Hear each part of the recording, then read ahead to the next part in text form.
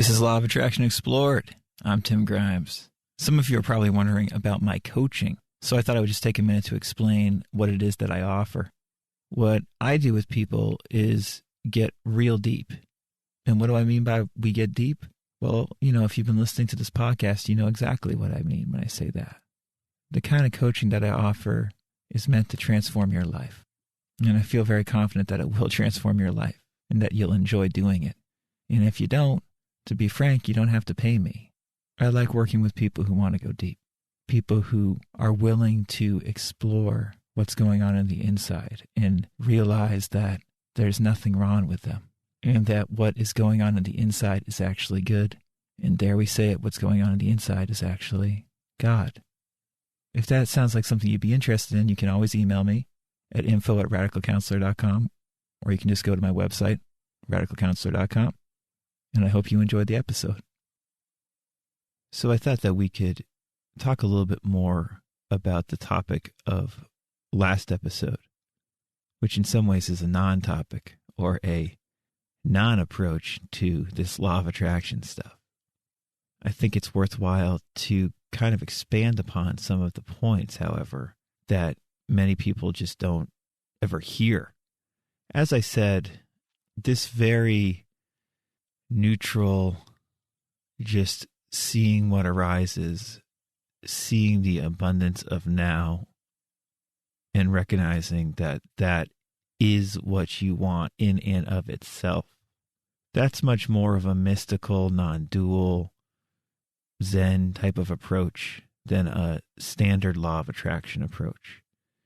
H. Emily Cady touches upon it some, and Richard Dotz touches upon it a lot. And I really can't think of any other law of attraction teachers that I love that really talk about this in detail. Richard talks about it a lot.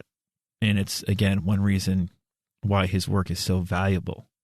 And in my opinion, basically must-read information when it comes to law of attraction. Because Richard not only is a modern teacher, which is a relative rarity to have a great modern law of attraction teacher who is teaching stuff that is very unique.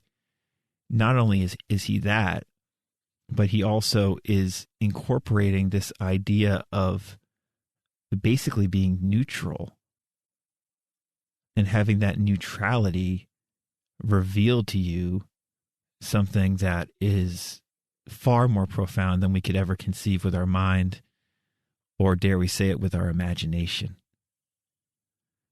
And I always had heard about these concepts, like I said, from more of a mystical spiritual tradition, meaning some of the great Zen and non-dual teachers. And in the States, for instance, I always talk about Byron Katie. She talks about this very well, but never from a manifesting angle, at least to the degree that Richard does, where Richard manages to kind of connect this sense of neutrality with actually manifesting more of what we want in our life.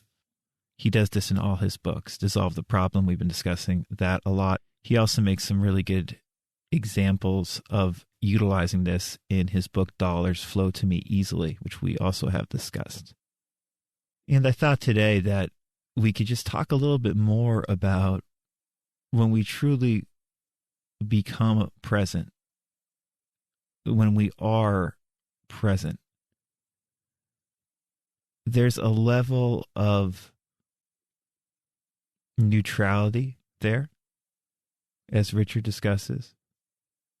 But in my experiences and reading, a lot of the older Zen teachings, for instance, or some of these non-dual teachings, a good modern example of non-dual teachings to talk about this is Nisargadatta Maharaj, the great Indian mystic. He speaks about this very well, almost this neutrality. And in my experiences, and in some of those other teachings, they talk about there almost being this irrelevance to the present moment. Meaning that it's so seemingly non-human and so far away from our normal conscious perception of how we look at life that it seems almost irrelevant. This is why we say neutrality, because there's like this this high indifference, like Jan Fraser likes to say. There's this sense of this is not good or bad or anything to do with anything, really. I mean, it's way out there compared to how we normally go about thinking about things and even imagining things. It's the present moment full on. And as I said, when we really get there, it's got nothing to do with anything. It's certainly not about manifesting a better future or getting a specific thing when you're really in it in that moment. Those things unfold often rather naturally from there, and you can also focus your energy afterwards from that place, and that can enable you to better get what you want. But when you're just there for the sake of being there, as so many of the great mystics talk about, not only is there this neutrality, and not only is there this basically this indifference a lot of the time, but there's also this sense of, well, the way I'm going about living my day-to-day mundane life is irrelevant. It doesn't matter. You see everything that people are striving for, and it just seems totally irrelevant, not good or bad. And this isn't discussed enough in general, in my opinion. And if we're linking it with the law of attraction, as we're attempting to loosely do here, as some kind of approach to better understand law of attraction principles and perhaps utilize them better by coming at them from more of this place of neutrality, it helps to also acknowledge this sense of irrelevance about everything. The thing about irrelevance is that it's the opposite about how we go about living our day-to-day life. A word I like that I only recently learned, like in the last couple of years, I was familiar with the concept, but there's this word, it's called anthropocentric. Anthropocentric, I think that's how you say it. And it's basically looking at things from our human lens, everything from the lens of humanity. And I've discussed this before. I think that's a very limited way of viewing life.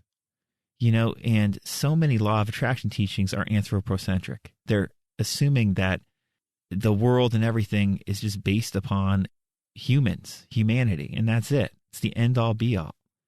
And that's why you hear all this talk about missions and journeys and all this stuff. It's very human consciousness based. And the irrelevance we're talking about, the being in the present moment so much that what is going on in the external world seems almost irrelevant, and you're just there. That's the opposite of anthropocentric. And it's immediately grace. Because you realize, not only do I not have to strive to do something, but what I'm striving to do doesn't even matter. And what is happening right now in this very moment is real, and it's good. And even that doesn't matter. Everything is good. And trying hard to do something is not necessarily important whatsoever or essential whatsoever. And struggling and striving is a choice I make, and it's a choice that I don't have to make because I see that nothing really matters. All that's irrelevant. And this is a super hard pill for people to swallow because it takes away your sense of individuality and personality and your sense of a mission, your sense of accomplishment, your sense of anything. And you make the trade-off that instead I'm here now. But once you get more comfortable being here now, you don't want to go back to that former way. That striving and struggling and dealing with desire and all that stuff, I mean, it's still there, but you don't want to care about it in the same way because you recognize that it's BS. Most law of attraction teachers say, cultivate the desire. Cultivate the desire to such a degree that you feel it more and more fully and it becomes you and then it manifests. But you can also go about it in a totally different way where you become increasingly neutral and the desire flows to you naturally because of that. Your high indifference allows it in, like we were discussing last episode a little bit, and what Richard Dotz discusses so well. So this is another angle, an alternative angle that hardly anybody talks about. And it's worth knowing about because it is legit. Just because most people don't do it or know about it doesn't mean that it's not legit. And when we get deep, it has nothing to do with the law of attraction, but it also can be linked with the law of attraction and utilizing these principles practically very easily.